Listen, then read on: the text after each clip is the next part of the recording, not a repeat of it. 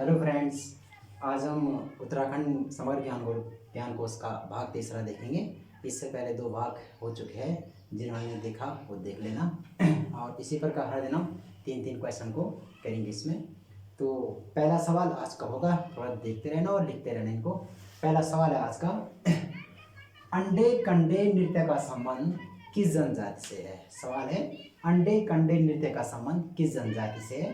तो इसका आंसर है जौनसारी जनजाति से इस नृत्य का, इस डांस का संबंध है। और ये यहाँ पर 1967 लिखा है, तो 1967 में इसको जौनसारी जनजाति को एसटी क्षेत्र घोषित किया गया था, या एसटी में मतलब अनुसूचित जनजाति में रखा गया है। और जौनसारी नहीं, जितनी भी जनजाति भादरी, थारू, बुक, सराजी सबको रखा गया था। और कुछ फैक्ट देखते हैं इनसे संबंधित।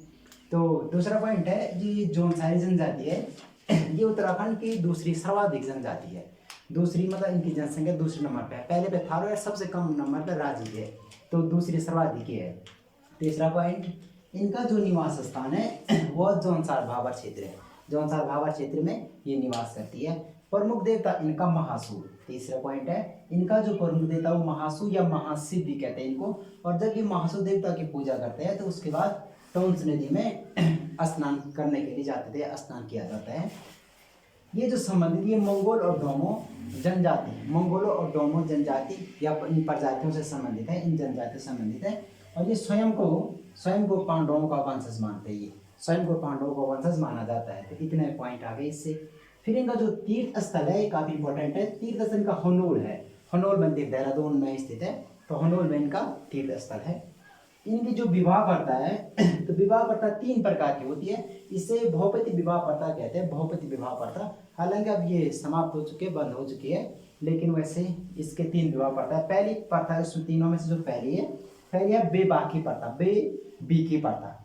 और दूसरी है बाजदिया प्रथा। और तीसरी होती है बेदोदिकी प्रथा। ये प्रथा अभी भी है, ये सामान्य रूप से होती है, जिसमें मतलब बारात लेकर लड़की को लेने के लिए जाती है, इस प्रकार की प्रथा है। ठीक, इनसे संबंधित कुछ शब्द है। इसमें जो पहला शब्द है वो है ध्यांति। पहला शब्द है ध्यांति शब्द, ये शब्द पूछे जाते एग्जाम में। जो ध्यांति शब्द है वो लड़कियों के, जब लड़की अपने पति के पिता के पास रहते हैं तो उसको ध्यांति कहते हैं। और जब अपने वो ससुराल चले जाते हैं, पति के पास चले जाते हैं, उसे रयांति शब्द कहते हैं। तो देंती और रयांती शब्द जौनसारी जनजाति से है। और देंती का अर्थ होता है अपने पिता के घर में जब लड़की रहती है, और रयांती का अर्थ जब अपने ससुराल में पति के साथ चली जाती है। इतने पॉइंट इधर से हो गए, कुछ चीज़ें यहाँ से देख लेना। इनके जो प्रमुख त्यौहार है उसमें पहला नुणाई मेला लगता है देहरादून में, ये काफ़ी इंपॉर्टेंट एग्जाम पूछा, नुणाई देहरादून में होता है। दूसरा है माघ और विश्व मेला, ये उत्तरकाशी देहरादून के जौनसार वाले क्षेत्र में लगता है। और ये पूछा गया है माघ और विश्व मेला। ये जो विश्व मेला, इसे बैसाखी मेला भी कहते हैं, बैसाखी मेला भी कहा जाता है विश्व मेले को। फिर अठोई मेला होता है, इसमें तीसरा त्योहार, इसे जन्माष्टमी के रूप में मनाते हैं अठोई। फिर होगा झागड़ा एक प्रकार का नृत्य भी होता है, एक त्योहार इनका झागड़ा। और फिर पांचवा है दियाई यानी दीपावली को ये दियाई कहते हैं। और इनके यहाँ दीपावली एक माह के, जो राष्ट्रीय दीपावली होती है उसके 1 माह बाद मनाई जाती है। उसके पीछे कारण यह है कि ये जो पांडवों का वंशज है, ऐसा माना जाता है कि पांडवों में जो भीम थे वो क्या है, दीपावली के लिए क्या है, मतलब जंगल गए थे। वो होता है गढ़वाल भाषा में भैलो कहते हैं, उसे लेने के लिए जंगल गए थे। तो 1 महीने बाद वापस आए थे। जब ये वापस आए तो उसे क्या है 1 महीने बाद मनाया जाता है, इसलिए इनको क्या है दियाई दीपावली कहते हैं। और अन्य गढ़वाल में भी होता है, छोटी दिवाली, इसको इगास भी कहते हैं। तो 12 दिन बाद होती है, लेकिन यहाँ पे जो दीपावली तो 1 महीने बाद मनाई जाती है। फिर इनके 2 मेले प्रसिद्ध है, उसमें एक है गनियाल मेला और दूसरा है मोड़ मेला। और जो ये मोड़ मेला होता है, इस मोड़ मेले में ये मछली को मारते हैं इस दिन उत्साह के साथ। तो आपको एक क्वेश्चन लिख के मुझे भेजना है कमेंट बॉक्स में कि जो इनका मोड़ मेला होता है इसमें मछली मारते हैं, तो ये किस नदी में मछली मारते हैं, ये आप कमेंट्स में लिख करके भेजिए। फिर इन्हीं संबंधित 2-3 फैक्ट और है। पहला फैक्ट है कि प्रतिवर्ष 3 मई को चक्राता देहरादून में वीर केसरी मेला लगता है। तीसरा है जौनसारी संगीत के जो जनक है किसे कहा जाता है, तो जौनसारी संगीत के जनक नंदलाल भारती को जौनसारी संगीत का जनक कहा जाता है। चौथा है जौनसार के जो प्रथम कवि है वो पंडित शिवराम जौनसार के प्रथम कवि है। और जौनसार राजनीतिक जागरूकता के जनक, जौनसार में जो राजनीतिक जागरूकता के जनक है वो गुलाब सिंह है। गुलाब सिंह है। तो जो सारे संबंधित जितने इफेक्ट हो गए इनको नोट कर लेना और इनको लिखते रहना कि ये उत्तराखंड की दूसरी सर्वाधिक जनजाति है, और पहले पे आएगा तो पहले पे थारू है, और लास्ट पे आएगा सबसे कम तो राजी है। 1967 में से अनुसूचित जनजाति घोषित किया गया है।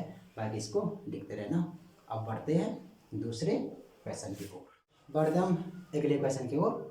तो इसको लिखते रहिए, नोट्स बनाते रहिए अच्छे से। तो सवाल है हमारा दूसरा क्वेश्चन है कि मनोहारी बुग्याल किस जनपद में स्थित है। मनोहारी बुग्याल किस जनपद में स्थित है? इसका जो आंसर है वो है बागेश्वर। मनोहारी बुग्याल बागेश्वर में है, और बागेश्वर जनपद का जो गठन हुआ था, बागेश्वर जो नया जनपद बना था वो 1997 में बना था। कुछ और फैक्ट देख लीजिए। बागेश्वर को 3 जनपदों की सीमा स्पर्श करती है, 3 जनपदों की सीमा स्पर्श करती है। उसमें चमोली, पिथौरागढ़ और अल्मोड़ा, चमोली, पिथौरागढ़ और अल्मोड़ा थी। और बागेश्वर का एक उपनाम है, इसका जो उपनाम है वो है उत्तर का वाराणसी। उत्तर का वाराणसी इसलिए कहते हैं, ऐसे माना जाता है कि प्राचीन काल में बागेश्वर में शिव क्या है, व्याघ्र के रूप में, बाघ के रूप में संचरण करते रहते, इसलिए इसको उत्तर का वाराणसी भी कहा जाता है। बागेश्वर नीलेश्वर और बीलेश्वर पर्वतों के मध्य बसा हुआ है। नीलेश्वर और बीलेश्वर पर्वतों के मध्य कौन सा जनपद है? बागेश्वर। बागेश्वर गोमती और सरयू नदी के संगम पर स्थित है, और गोमती और सरयू नदी के संगम पर स्थित होने के कारण इसको क्या है, प्रयागराज, तीर्थराज भी इसको कहा जाता है संगम होने के कारण।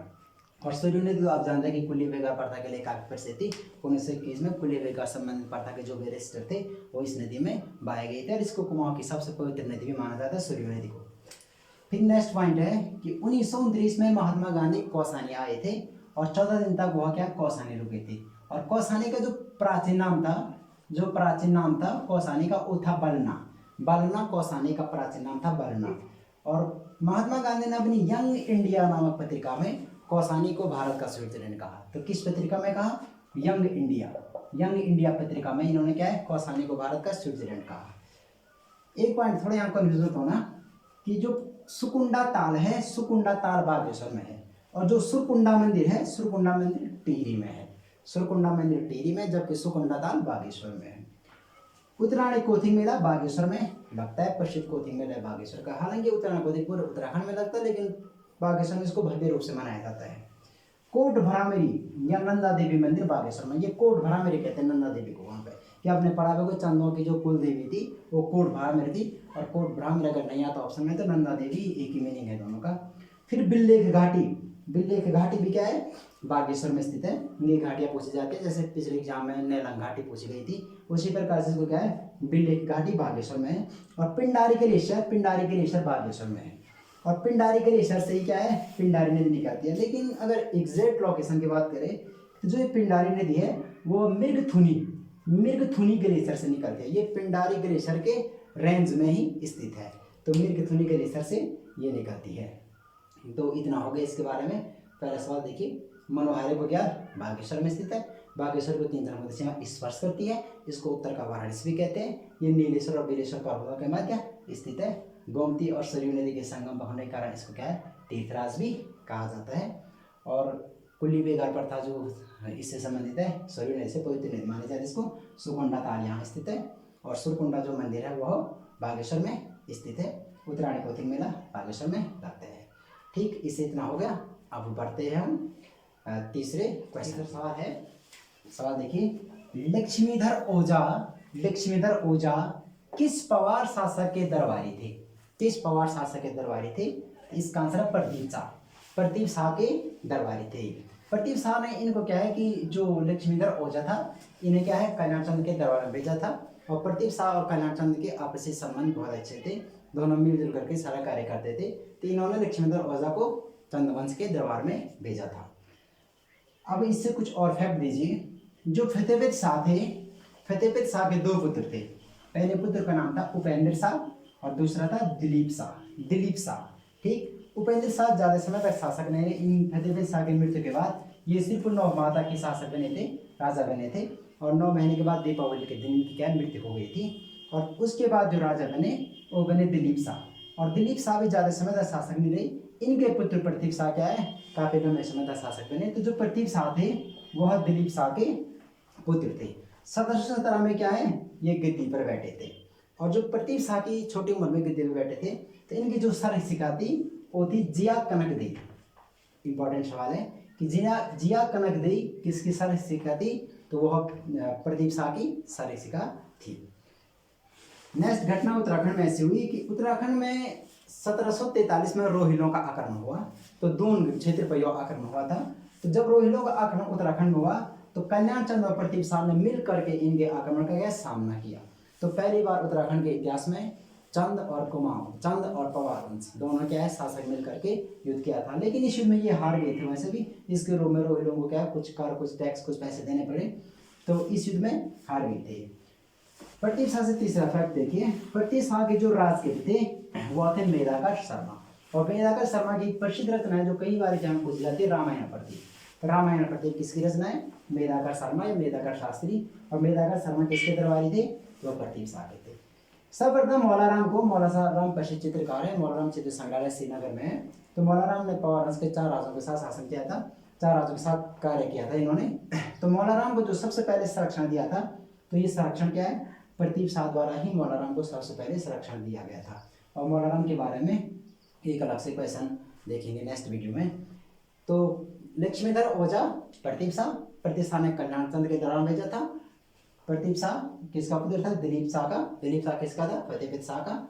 और रोहिला आक्रमण 1743 में, अलग अलग किताब में अलग अलग ही 1743 में हुआ था, जिसमें कुमाऊं और गढ़वाल दोनों ने संयुक्त रूप से भाग लिया था। मेधाकर शर्मा इनके दरबारी थे। मौलाराम को इन्होंने संरक्षण दिया था। अब आज 2 क्वेश्चन आपको मुझे चैट सेक्शन में कमेंट बॉक्स में लिख के भेजने हैं। ये आपके लिए सवाल है कि जल जीवन मेले की शुरुआत कब से हुई थी? जल जीवन मेला पिथौरागढ़ में लगता है, इसकी शुरुआत कब से हुई थी? पहला सवाल। दूसरा सवाल है भगीरथ खड़क ग्लेशियर किस जनपद में स्थित है? ये 2 क्वेश्चन आपको मुझे चैट सेक्शन में लिख करके भेजने हैं। तो नेक्स्ट आज के लिए इतना काफ़ी है। Thank you very much. मिलते हैं नेक्स्ट वीडियो। ऐसी जीत अब चाहे जिंदगी, ऐसी जीत अब चाहे जिंदगी है।